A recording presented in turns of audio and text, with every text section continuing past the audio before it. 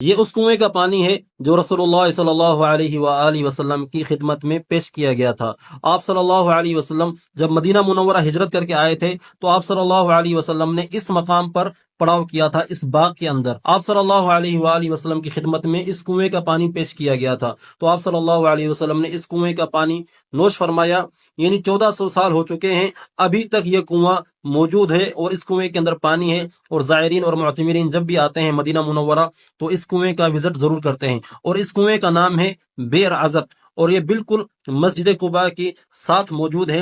یہ وہ جگہ ہے جہاں پر رسول اللہ صلی اللہ علیہ وآلہ وسلم نے پڑاؤ کیا تھا، اور اسی مقام پر حضرت ابوبکر رضی اللہ تعالی عنہ نے آپ صلی اللہ علیہ وسلم کے اوپر چادر کا سایہ کیا تھا۔ تو اسی وجہ سے اس باغ کا نام پڑ چکا ہے بستان المستظل، یعنی کہ سائے کیا گیا باغ۔ تو یہاں پر رسول اللہ صلی اللہ علیہ وسلم نے پڑاؤ کیا تھا، تو یہاں پر مسجد بنی ہوئی ہے۔ یہ جو اس کے آثار ہیں، اس مسجد کے آثار ہیں جو کھدائی کے دوران نکلے ہیں۔